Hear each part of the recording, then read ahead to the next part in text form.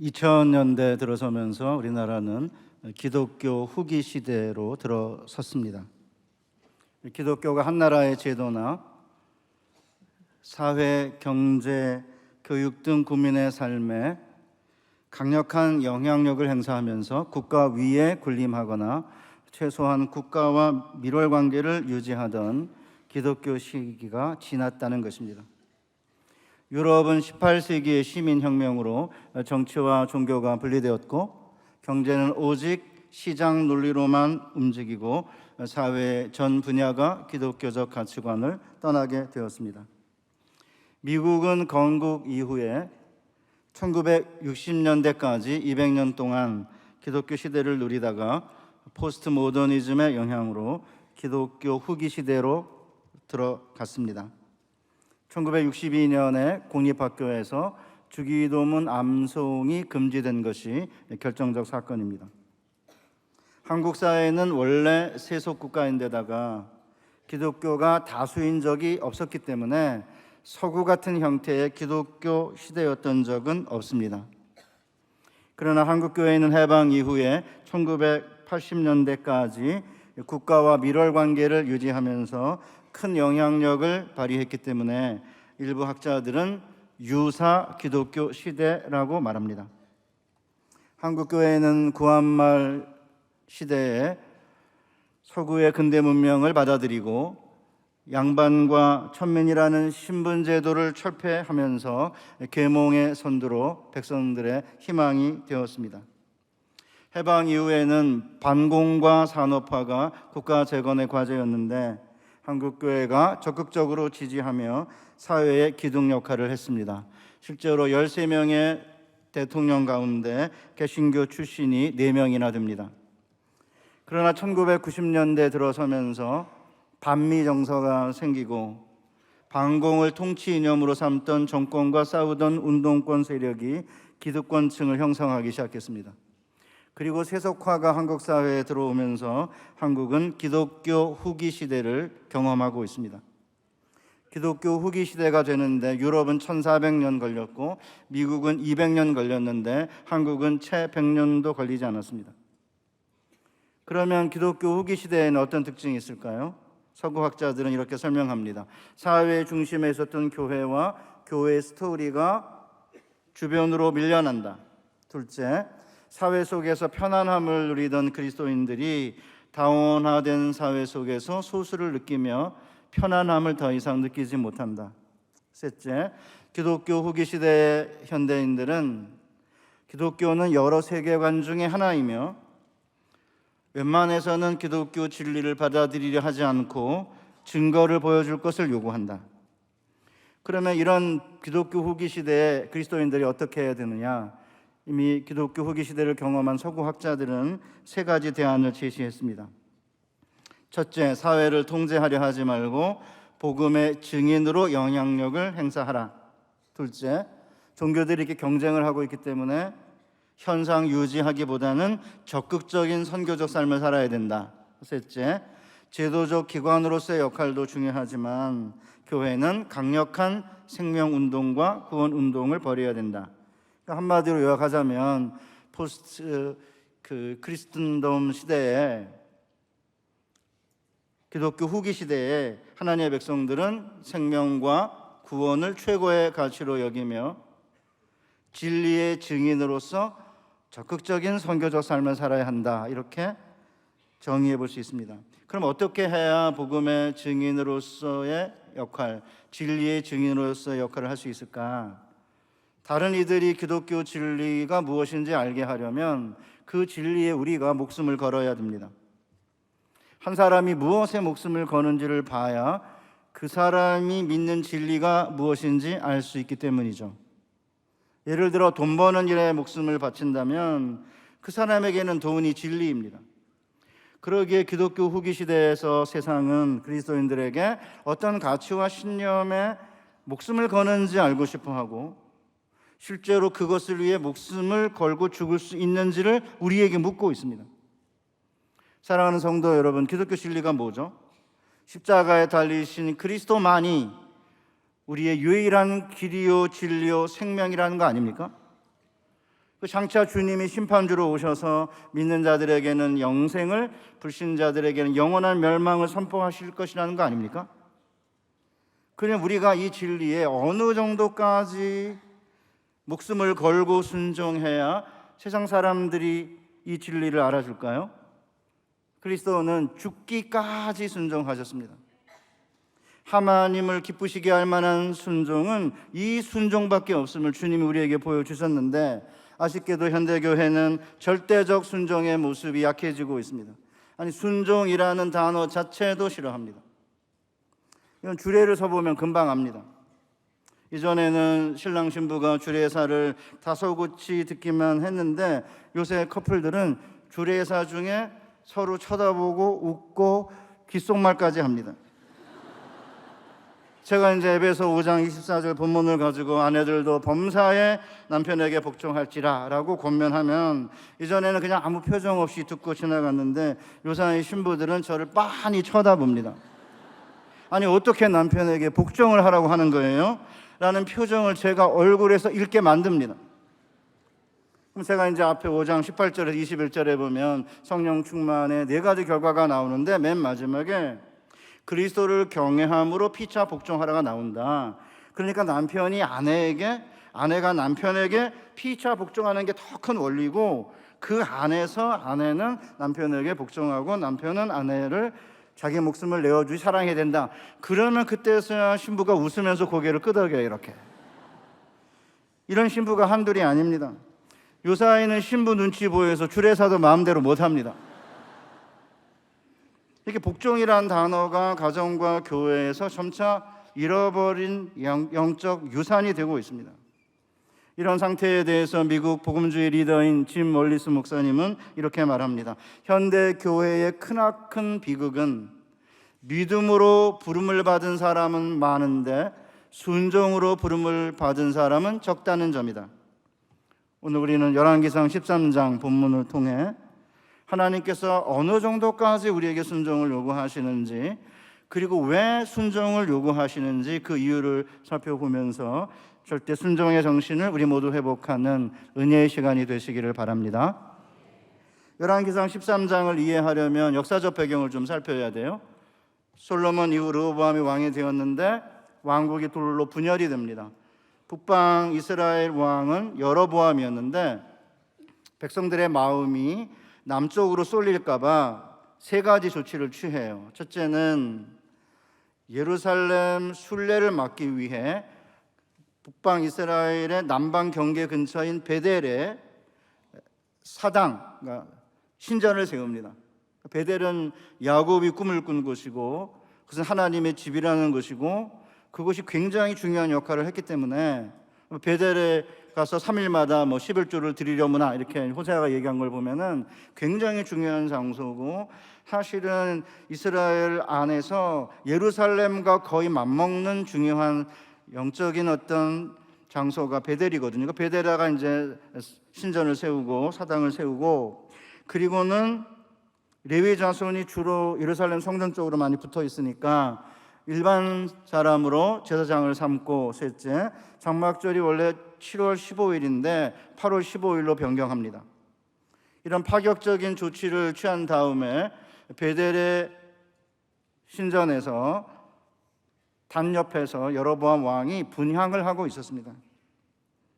이 하나님께서는 베델의 단을 향한 메시지를 전하기 위해 한 사람을 택하셨습니다. 13장 1절, 때에 하나님의 사람이 여호와의 말씀으로 인하여 유다에서부터 베델에 이르니 마침 여로보암이 단 곁에서 분향하는지라. 하나님의 사람은 구약에서는 선지자를 가리키는 명칭입니다. 이 사람에 대해서는 어떤 언급이 없습니다. 어떤 묘사가 없습니다. 키가 얼마나 큰지, 성격이 어떤지, 어떤 출신인지, 배경이 어떤지 언급이 없어요. 딱 하나예요. 여호와의 말씀으로 인해. 하나님의 사람은 외모와 출신과 배경이 어떻든 상관없이 오로지 여호와의 말씀에만 따라서 움직이는 사람이라는 점을 강조하기 위해서인 거죠. 우리는 여기서 한 가지 주목할 점이 있습니다. 하나님의 사람은 아직은 여호와의 말씀이 자신의 운명에 어떤 영향을 미칠지 알지 못하고 있습니다. 그러나 앞으로 스토리가 전개되면서 보게 되겠지만 여호와의 말씀 때문에 이 하나님의 사람은 생명을 잃게 됩니다. 이것은 우리도 마찬가지입니다. 하나님의 말씀에 따라 움직이는 하나님의 백성들은 때론 생명을 담보해야 될지 모르는 매우 위험한 사역에 뛰어든 것입니다. 하나님의 사람이 베델에 온 이유도 뭐예요? 여호와 말씀 때문이죠. 2절에 보면 하나님의 사람이 제단을 향하여 여호와의 말씀으로 외쳐 이르되 제단아 제단아 여호와께서 말씀하시기를 다윗의 집에 요시아라 이름하는 아들을 낳으리니 그가 내 위에 분향하는 산당 제사장을 내 위에서 제물로 바칠 것이요 또 사람의 뼈를 그 위에서 사르리라 하셨느니라. 그러니까 다윗의 후손 중에, 그러니까 남방 왕국의 다윗의 왕손 중에 요시아라는 왕이 여로보암이 분향하고 있는 그 베델의 단 위에서 제사장을 제물로 드리고 사람의 뼈를 그 단 위에서 불살라 부정하게 만들 것이라는 저주와 심판의 메시지였습니다. 이 본문 현재로는 이게 몇 년 후에 일어날 것인지는 본문에 알려져 있지 않습니다. 나중에 역사를 보면 300년 후에 있을 일이에요. 어찌되었든 여로보암 왕은 이런 저주를 듣고 그 사람을 체포하라고 명령하면서 손을 내밀어서 저 사람을 잡으라 이렇게 하면 손을 내밀었는데 그 순간 몸에 이제 이 팔에 마비 증세로 인해 손을 거두어 드릴 수가 없었어요. 여호와의 말씀의 능력이 나타나자 여로보암이 갑자기 태도를 바꿉니다. 6절 왕이 하나님의 사람에게 말하여 이르되 청하건대 너는 나를 위하여 내 하나님 여호와께 은혜를 구하여 내 손이 다시 성하게 기도하라. 사랑하는 성도 여러분, 이렇게 여호와의 말씀은 왕의 손을 마비시키는 권능의 말씀입니다. 따라서 하나님의 말씀을 맡은 우리들은 인간 왕도 굴복시키는 능력의 말씀을 섬기는 자라는 점에서 긍지와 자부심을 가져야 합니다. 한편 여로보암이 하나님의 말씀의 능력에 굴복을 하자 하나님께서 여로보암의 손을 치유하셨어요. 그러자 이제 여로보암이 태도를 완전히 바꿔서 나와 함께 집에 가서 쉬라 내가 내게 예물을 주리라 이렇게 초청합니다. 하나님의 사람이 유다에서부터 베델까지 약 20km 이상을 이제 여행한 것으로 보여요. 산길이기 때문에 나귀를 탄다 해도 5시간 이상 걸렸을 것으로 보입니다. 게다가 왕의 면전에서 심판의 메시지를 전하고 왕과 정면으로 충돌하면서 아마 심신이 굉장히 많이 피곤했을 것 같습니다. 그렇다면 최소한 음식을 먹고 기력을 회복한 다음에 다시 길을 가야 하는 것 아닌가요? 게다가 여로보암 왕이 유화적이 돼서 하나님의 사람에게 예물까지 주겠다고 제안합니다. 왕의 잔치, 그러면 얼마나 멋질까요? 왕의 예물이라고 하면 얼마나 대단할까요? 제가 한 30년 전에 유학을 마치고 귀국해서 한 교회에서 대학부 교육 목사를 하고 있었을 때입니다. 시간 강사를 할 때인데 외부로부터 처음으로 제 방에 전화가 걸려왔는데 대학부 부감 집사님이었습니다. 사업하시는 분인데 제 생일날 저와 제 가족을 대접하고 싶으니까 63 빌딩으로 오라 그러더라고요. 59층 스카이 라운지 룸에서 사실은 코스별로 이렇게 음식이 나오더니 맨 마지막에 이 큰 이 카트에 이렇게 케이크가 나오는 융숭한 대접을 받았습니다. 집사님이 식비 계산할 때 이렇게 어깨너머로 보니까 35만 원이 나왔습니다. 당시 봉급 70만 원 받을 때니까 순간 차라리 현찰로 주시지 라는 생각이 들었어요. 그러니까 잠시 그랬을 뿐 그 후에는 식사 대접을 받은 게 좋았습니다. 왜냐하면 로얄 패밀리의 잔치가 어떤 것인지를 조금은 맛보았고 행복한 추억이 되었기 때문입니다. 그 후에는 그런 대접 안 받았으니까 오해하지 마시고 목사들은 그런 거 좋아하는데 그러시면 안 돼요. 딱 한 번. 사업을 하시는 분이 이 정도로 대접을 한다면 왕의 잔치 그러면 얼마나 대단하겠습니까?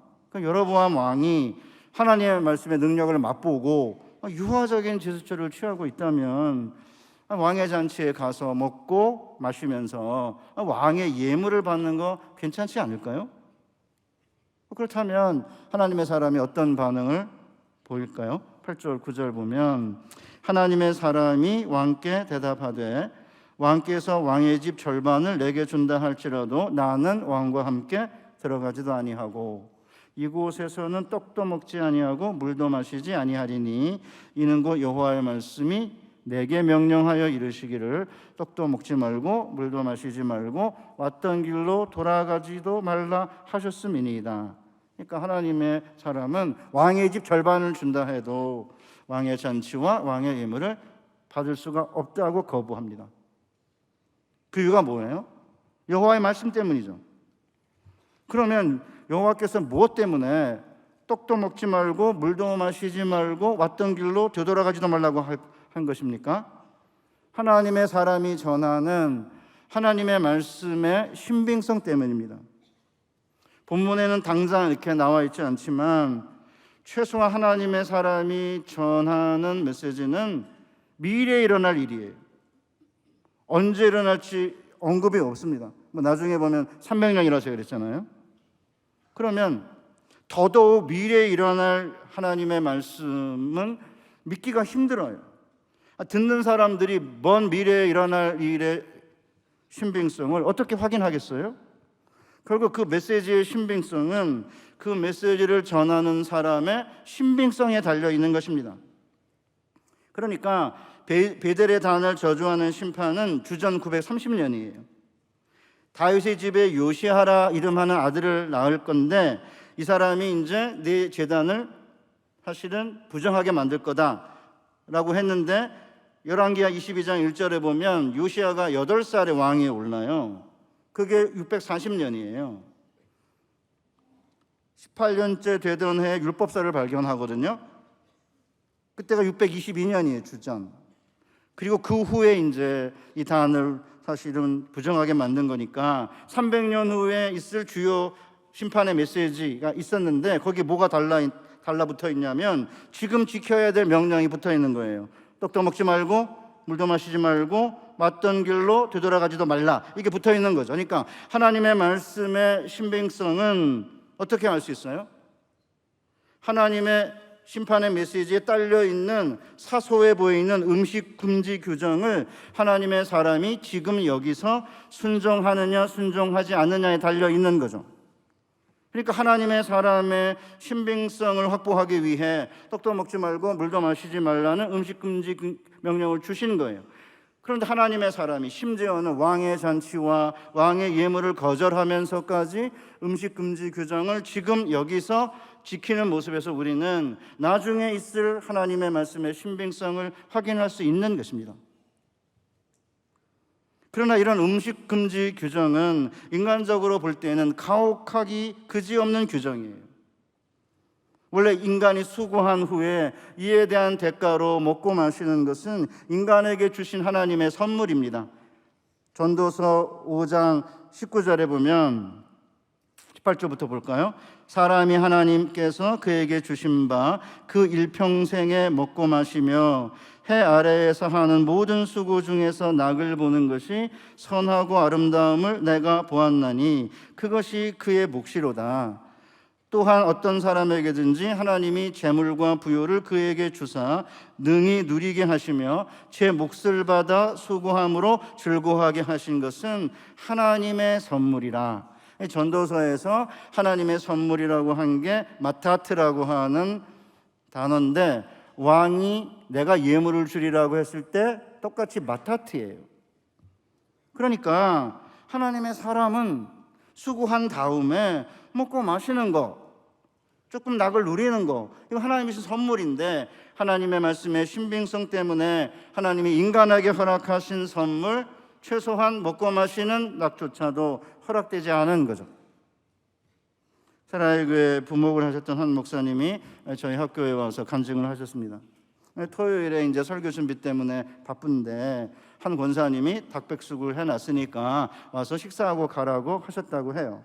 목사님이 사랑과 배려 감사하지만 설교 준비 때문에 죄송하다라고 하자 뭐라고 한지 아십니까? 아니 그 설교가 맨 그 설교구만. 왜 유난 떠는지 모르겠다 이러면서 이제 툴툴댔다고 그래요. 성도님들이 볼 때는 맨날 그 설교가 그 설교처럼 보일 수 있어요. 그러나 맨날 그 설교가 그 설교 같은 설교를 하는 것은 정말 어렵습니다. 저같이 어쩌다가 단타 치고 빠지는 교수는 그나마 괜찮지만 매주 설교하는 목사님들은 이게 보통이 아니에요. 그러니까 이제 하나님의 사람에게 떡도 먹지 말고 물도 마시지 말라, 인간적으로 너무 심하죠. 그러나 유다에서 온 하나님의 사람은 왕의 잔치와 예물을 거절할 만큼 철저히 하나님의 말씀에만 순종하는 사람인 거예요. 그래서 우리가 이 땅을 살 때 그 먹고 마시는 그 낙을 충분히 누리게 해주면 좋을 거를, 왕의 예물도 조금 받아 누리고 좀 살면 될 거를 왜 그렇게 못하게 하시는 걸까요? 하나님의 말씀을 전하는 사람의 신빙성이 확보돼야 하나님의 말씀을 전할 수 있기 때문에 우리에게 때로는 하나님이 모든 사람들에게 허락하신 최소한의 선물조차 때로는 금지하고 계신 것입니다. 어찌됐든 이런 절대적인 순종의 모습을 통해서 우리는 하나님의 사람의 신실함을 믿게 되는 거고, 앞으로 미래에 있을 그가 전한 베델을 향한 단에 향한 심판의 메시지를 믿지 않을 수가 없는 거죠. 이것은 오늘 예수님의 제자들에게도 마찬가지입니다. 우리가 전하는 기독교 진리가 뭐예요? 지금 우리가 사는 세상이 전부가 아니고 언젠가 주님이 도둑같이 재림하실 것이고 그날 모든 인간은 행한 대로 심판을 받는다는 것 아닙니까? 선한 일을 행한 자는 생명의 부활로, 악한 일을 행한 자는 심판의 부활로 나오리라. 요한복음 5장 29절에서 주님 이렇게 말씀하셨습니다.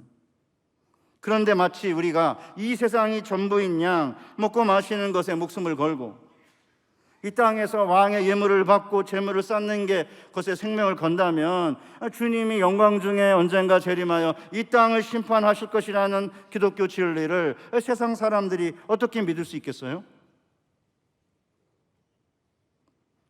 지금부터 이제 한 35년 전에 제가 이제 유학을 가기 전에 제가 번역을 하던 출판사에 이제 인사를 갔습니다. 그런데 그 방에 편집부장 방에 이장님 씨가 있었어요. 그 출판사의 직원이. 그냥 거기에 직원이라는 걸 서로 이렇게 알고 있긴 했지만 초면인데 갑자기 저한테 언제 귀국하냐고 묻는 거예요. 한 7년쯤 걸린다 그러니까 갑자기 이 사람이 고개를 좌우로 흔들더니 다 틀렸네 이러더니 갑자기 방을 나갔습니다. 그래서 제가 이제 편집부장님에게 저 사람 왜 저래요? 물으니까 이 이장님 씨가 2명의 중학생이 받은 계시를 근거로 5년 뒤인 1992년 10월 28일 휴거가 일어날 것이라고 믿는 시한부 종말론자라는 것이었습니다. 저는 그때 처음 알았어요, 이장님을. 제가 7년 후에 돌아온다 그러니까 그 전에 휴거가 있을 건데 유학은 다 쓸데없는 거라는 이유로 다 틀렸네라는 말을 했다는 것이죠. 그러나 1992년 10월 28일에 휴거 일어나지 않았습니다. 놀라운 건 휴거를 주장하는 이장님이 추종자들에게 수십억이 넘는 막대한 헌금을 받았습니다. 추종자들이 휴거까지만 먹고 살 돈 남기고 재산을 다미선교에 바친 것입니다. 정말로 웃긴 것은 이장님 씨가 자신이 주장하는 휴거 날짜 이후인 1993년에 만기가 돌아오는 환매 조건부 채권을 구입한 사실로 사기죄로 구속되었습니다. 미친 거죠. 그러니까 이게 미래에 무슨 일이 일어날 거라고 이야기하면 삶으로 그것을 입증해야 될 사람이 제정신이 아니죠. 다시 성경 본문으로 돌아오겠습니다. 베델에 사는 한 늙은 선지자가 등장하면서 절대적으로 하나님 말씀에만 순종하는 하나님의 사람의 운명에 극적인 변화가 생깁니다. 이 늙은 베델의 선지자는 아들들에게서 베델의 신전에서 일어난 일을 듣게 돼요. 그래서 이제 하나님의 사람을 찾아가서는 나와 함께 집으로 가서 떡을 먹으라고 초대합니다. 그래, 우리는 하나님의 사람이 두 번째 초청을 받고 어떤 반응을 보일지 궁금하죠. 아니, 왕의 잔치를 거부한 사람이 평범한 노인의 제안을 받아들이겠습니까? 달리 생각해 보면 그러나 왕의 잔치는 몰라도 평범한 백성의 초대야 뭐 굳이 거부할 필요가 있을까요?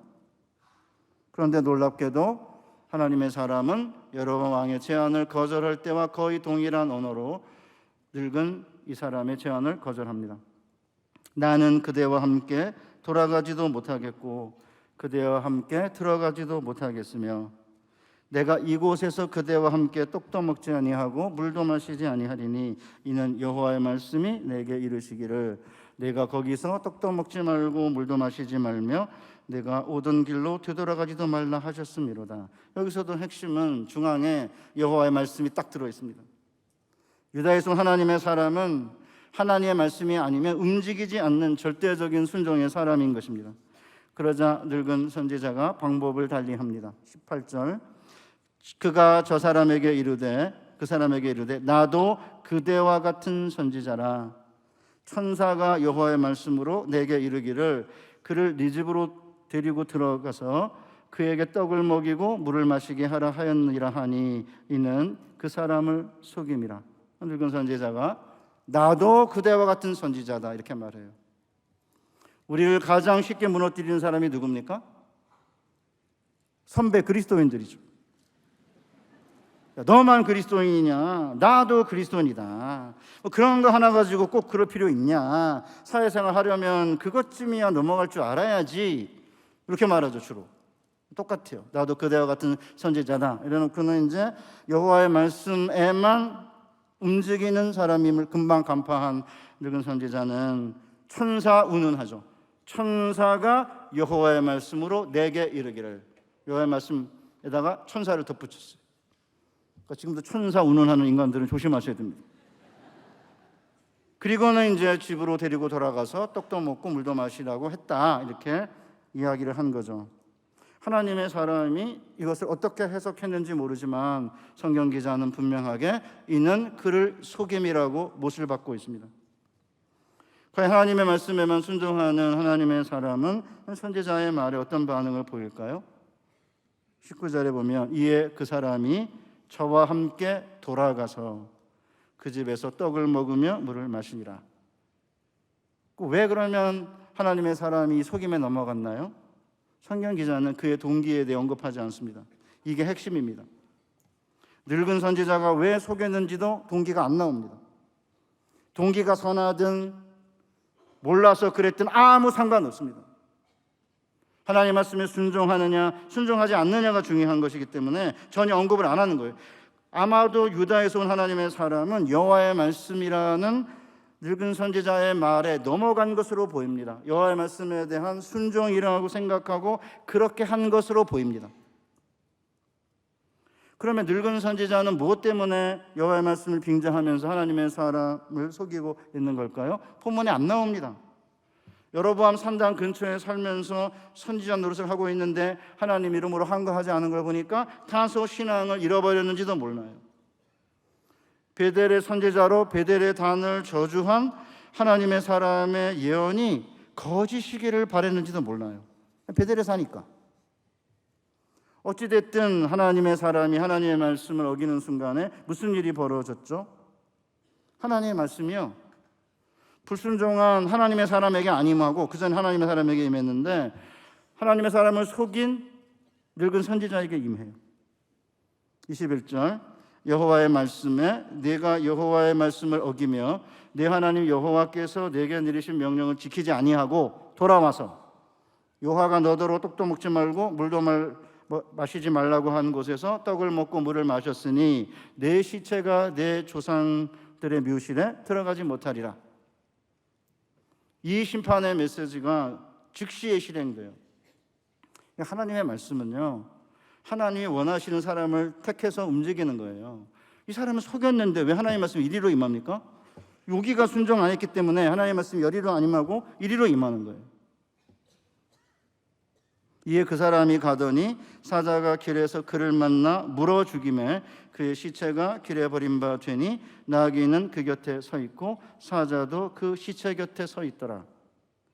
그러니까 한 번의 실수인데 그것도 순종하려고 했던 실수인데 어떻게 이렇게 비극적인 운명을 당해야 했을까? 저는 인간적으로 우리는 얼마든지 이 사람 동정할 수 있습니다. 그렇다면 하나님께서는 왜 이 하나님의 사람을 꼭 죽이셔야만 했을까요? 인간적으로 잘 이해가 되지 않습니다. 그러나 불순종한 하나님의 사람은 죽을 수밖에 없었습니다. 왜냐하면 하나님의 사람의 불순종은 이 사람이 예언하는 하나님의 말씀의 신빙성을 위태롭게 만들기 때문이거든요. 하나님의 말씀의 신빙성은 말씀을 전하는 사람의 신빙성이 지탱하는 기둥이에요. 그러니까 하나님의 사람의 순종이 깨어졌기 때문에, 지금 당장 하나님의 말씀 음식 금지 규정을 지키지 않았기 때문에 먼 미래의 베델레단에 선포한 하나님의 심판의 메시지의 신빙성이 사라질 수 있기 때문에 말씀을 어긴 하나님의 사람은 죽을 수밖에 없는 것입니다. 이렇게 여호와의 말씀에 의해 움직이는 하나님의 사람은 위험한 것입니다. 여호와의 말씀을 삶으로 입증해야 하는 하나님의 백성들은 목숨을 담보로 하는 위험한 사역에 뛰어든 것입니다. 따라서 우리 그리스도인들은 절대적으로 말씀에 순종하지 않고는 결코 살아남을 방법이 없다는 사실을 심각하게 인식해야 됩니다. 그러나 하나님의 사람이 죽은 것이 인간적으로 마음이 아프지만 하나님의 사람의 죽음이 오히려 그가 전한 말씀의 신빙성을 높이게 되었다는 점에서 우리는 하나님의 신비를 봅니다. 그러니까 늙은 선지자가 유다에서 온 하나님의 사람이 말씀대로 바로 사자에게 물려 죽는 모습을 보면서 하나님의 사람이 베델레를 향해 전한 말씀이 진리임을 확신하게 돼요.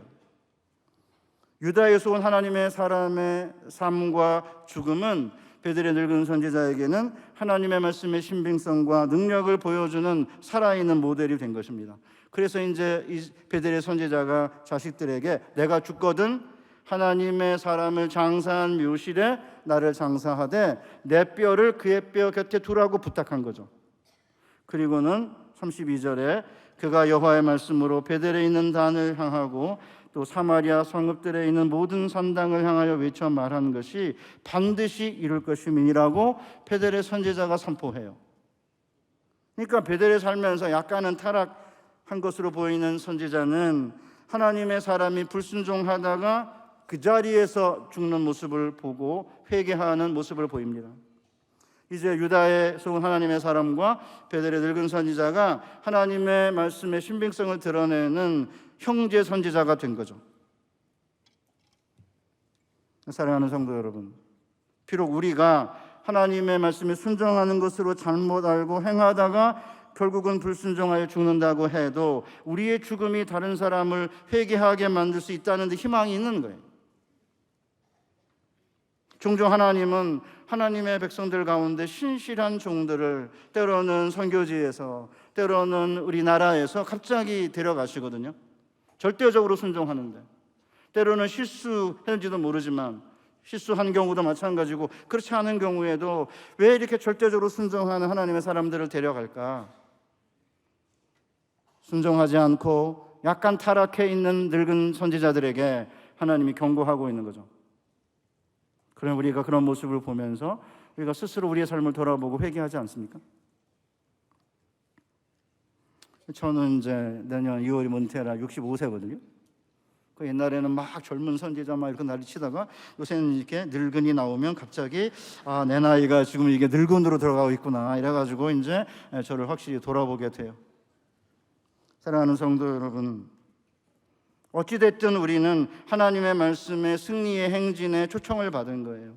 때로는 우리들의 어리석음으로, 우리들의 불순종으로, 우리들의 믿음에 있어의 타락으로 인해 하나님의 말씀이 승리의 행진을 하지 못하고 잠시 멈춰 설 수 있지만 끝내는 하나님께서는 우리의 순종과 불순종을 넘어서서 하나님의 말씀을 승리하게 만드시는 것이고 우리는 그 승리의 행진에 초청을 받은 것입니다.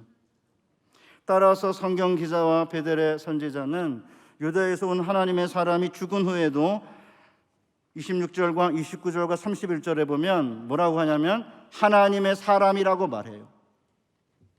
물론 하나님의 말씀을 어긴 하나님의 사람 이렇게 되어 있긴 하지만 하나님의 사람인 거죠. 이 두 형제의 선지자는 순종하지 않고도 살아남을 수 있는 방법은 없다는 사실을 너무나 극적으로 보여주고 있습니다. 그래서 제가 설교 제목을 순종하지 않고도 살아남을 수 있을까라고 붙인 것입니다. 그런데 여로보암 왕은 이런 사실을 눈으로 보고도 회개하지 않았어요. 그렇다면 결과는 눈에 뻔하지 않습니까? 오늘 보면 우리 34절에 보면 이 일이 여로보암 집의 죄가 되어 그 집이 땅 위에서 끊어져 멸망하게 되니라고 했습니다. 실제로 열왕기하 23장 16절에 보면 요시야가 여로보암이 세운 단 위에 해골을 가져다가 불살라 그 제단을 더럽게 합니다. 요시야가 한 비석을 가리키면서 이 비석이 뭐냐 그러니까 성읍 사람들이 요시야 왕이 방금 베델의 제단에 행한 일을 300년 전에 예언했던 하나님의 사람의 묘실이다라고 하자 왕이 그대로 두고 그의 뼈를 옮기지 말라고 명령해요. 하나님의 사람이 열조의 묘실에 들어가지 못할 것이라고 했던 하나님의 말씀이 완벽하게 성취되고 있습니다. 사랑하는 사랑의 성도 여러분, 절대적으로 순종하지 않고도 살아남을 수 있는 방법은 없습니다. 어떻게 해서든지 순종하지 않고도 살아남으려고 이렇게 하다가 보면 베델의 늙은 선지자처럼 돼요. 그나마 젊은 선지자가 죽는 모습을 통해 회개하면 괜찮은데 회개하지 않으면 그 다음에는 방법이 없는 거죠. 그렇다면 어떻게 우리가 절대적 순종을 할 수 있을까요? 우리의 신앙의 선배 주기철 목사님이 우리에게 답을 보여주고 있습니다. 주기철 목사님이 일사각오의 정신으로 절대적 순종을 보여주신 신앙의 영웅인 것은 분명합니다. 그런데 주 목사님을 소재로 한 영화를 보면 인간적인 고민보다는 너무 영웅적인 모습만을 강조한 나머지 성도들을 좌절시키는 경향도 있다고 합니다. 예를 들어 불에 타는 모판 위를 주기철 목사님이 걸어가는 장면이 영화에 나오는데 이런 장면에서 성도님들은 주 목사님의 용기와 신앙에 감동하면서도 저런 상황에서 나는 신앙을 지킬 수 있을까? 순교는 특별한 사람만이 하는 게 아니야? 라고 포기할 수 있다고 지적하는 교회 사가들도 있습니다. 그렇습니다. 목숨을 내걸고 순종하는 일은 쉽지 않습니다. 교회 사가에 의하면 아들인 주강조 장로님은 아버지가 마지막 체포당할 때의 모습을 이렇게 증언했다고 합니다. 일본 경찰이 아버님을 잡으러 왔을 때 아버님은 툇마루 기둥을 붙잡으시고 가지 않으려 하셨습니다. 그러자 어머님께서 아버님을 끌어안고 목사님 지금 문 밖에 교인들이 와 있습니다. 목사님은 개인이 아닙니다. 한국교회가 지켜보고 있습니다. 하시면서 함께 우셨습니다. 그러자 아버님은 그래 가야 할 길이라면 가야죠 하시곤 두 분이 손을 잡고 오랫동안 기도하신 후 할머님께 하직 인사를 하시고 성경 찬송을 듣고 문 밖으로 나가셨습니다. 이 증언은 우리에게 그리스도의 겟세마네 기도를 생각나게 합니다. 우리 주님도 십자가를 지시기 직전에 겟세마네 동산에서 땀이 핏방울이 되도록 기도하시면서 이 잔이 지나가기를 원한다고 했습니다. 3번씩이나. 그리고 나서 십자가의 길을 걸어가신 것입니다. 그렇다면 주기철 목사님이 결사각오로 절대적 순종의 삶을 살 수 있었던 비결은 무엇일까요? 주님과 교회를 향한 사랑, 하나님의 도우심을 구하는 간절함이 절대적 순종의 삶을 살 수 있었다고 한국 교회사를 전공하는 분들이 이구동성으로 말합니다. 주 목사님이 두 번째로 체포되어 6개월 동안 수감생활을 하고 풀려난 후에 선정연 교회 성도들에게 이렇게 말씀하셨다고 합니다. 십자가를 진다는 것은 인간이 못할 일이다. 그러나 인간이 십자가를 지려고 한다면 십자가가 인간을 지고 간다. 그래서 갈보리 산상까지 갈 수 있는 것이다. 사랑하는 사랑의 교회 성도 여러분, 절대적 순종의 길은 결코 쉬운 길이 아닙니다. 어떻게 보면 인간으로는 할 수 없는 일인지 모릅니다. 그러나 우리가 우리의 마음속에 온전히 주님만 모셔놓고 우리의 정성을 다하여 주를 섬긴다면, 우리가 자기 십자가를 지고 절대적 순종을 하려고 한다면 주님께서 우리를 이끌고 십자가가 놓인 갈보리 산상으로 우리를 인도하실 것입니다. 그때 세상은 우리가 주님의 진정한 제자임을 알게 될 것입니다. 조금 후에 우리가 함께 부를 복음성가가 우리의 마음의 소원을 잘 표현하고 있습니다. 나의 마음속에 온전히 주님만 모셔놓고 나의 정성을 다하여 주를 섬기리. 기쁘나 슬프나 오직 한맘 주 위에 한평생 주만 모시고 찬송하며 살리라. 주는 나의 큰 능력, 주는 나의 큰 소망. 내가 항상 영원히 주님만을 섬기리. 이 찬송이 우리의 평생의 고백과 전생의 결단이 되시기를 주님의 이름으로 축복합니다. 하나님 아버지, 절대 순종의 길로 우리를 부르신 하나님의 말씀을 따라 죽기까지 순종했던 주님의 본을 바라보면서 우리가 믿는 복음 진리를 위해 절대 순종의 길로 결심하며 나아가는 모든 성도들 되게 하여 주옵소서. 왕의 잔치와 예물을 거절하고 때로는 먹고 마시는 것도 금하며 오직 하나님의 말씀에만 순종할 때 주님이 오시는 그날 우리에게 영원한 생명을 선물로 주실 것을 기대하며 주님이 날마다 우리에게 베푸시는 은혜로 이 세상에 나아가 세상을 이기고 승리케 하옵소서. 예수님의 거룩하신 이름으로 기도하옵나이다. 아멘.